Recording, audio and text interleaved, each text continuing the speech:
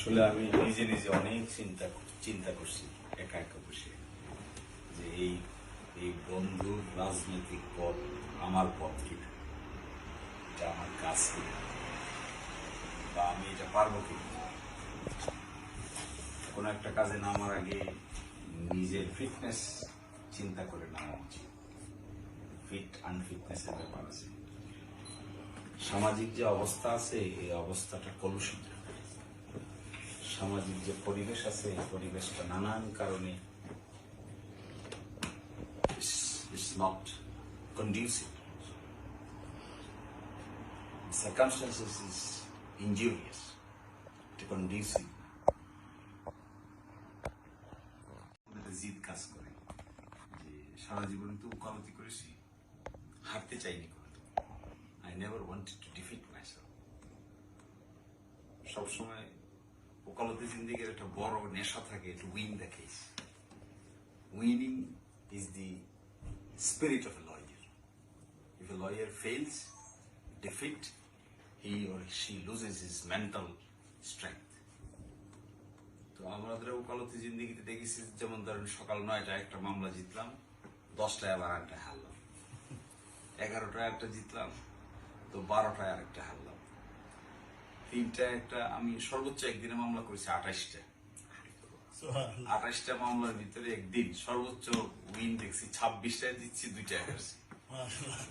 তো আবার এরকম হয়েছে 13টা মামলা করেছি, 11টায় হারছি, 2টায় জিতছি।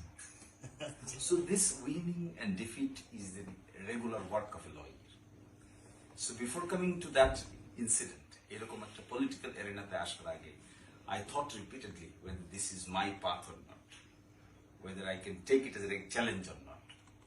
So sometimes somehow আমার কাছে মনে হয়েছে যে Dirai Inshallah can be a pilot project. Let me try if we can win the heart of the people. Winning the heart of the people is the ultimate destination of a politician. কোন লোক যদি politics করে আর পিপলের হার্টকে win করতে না পারে, he should not come to the politics. The art of winning the heart of the people is the ultimate character of a politician. So this Dirai Inshallah has become somehow a challenge to me, whether I can win over the heart of the people in general. Winning the heart of the people in general is a very hard job, but so far so good. যতটুকু মানে feedback পাওয়া গেছে, যতটুকু অবজারভেশনে বোঝা যায়, আমি 8-9 মাসে যা বুঝতে পেরেছি, many people love us from the deepest core of their heart. এই যে একটা লাভ, এই যে একটা লাভ comes from heart within. This approach gives us strength to work hard. একজন পিপলের লাভ এবং অ্যাফেকশনের চাইতে আর বড় পুরস্কার আর তো কিছু থাকতে পারে না। Since people are loving us, people are relying on us, people are paying attention to us, our activities, so we should go far and further. So that is what is my strength.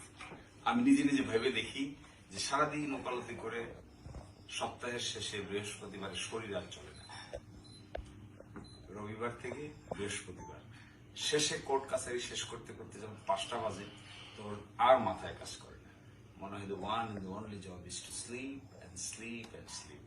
কিন্তু ওইদিকে আবার 7টায় ticket করা আছে, সিলেটে যাইতে হবে, সিলেট থেকে সুনামগঞ্জে যাইতে হবে, সামারচরে যাইতে হইতে রাত 10টা-11টা বাজে।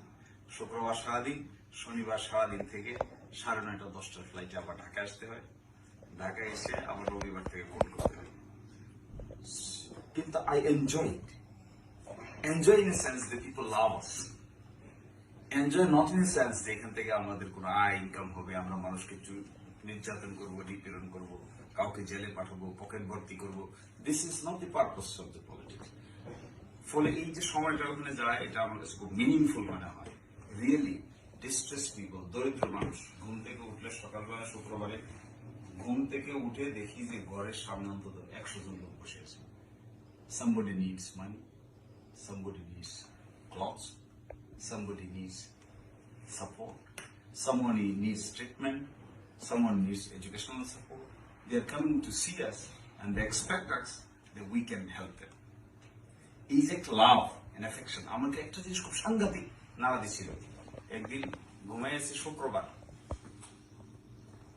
এপ্রিল মাসের কয় তারিখ মনে নেই, সকালবেলা ঘুম থেকে ডেকে তুলছে আমাকে, ফজরের নামাজ পড়ে ঘুমাই গেছি। ঘুম থেকে উঠে দেখি একটা মহিলা এক বোতল গরুর দুধ নিয়ে এসে বসে আছে। এটা তার নাকি একটা গরু আছে, গরুতে দুধ দিছে, এই দুধটা সে একটা বোতলে বসছে।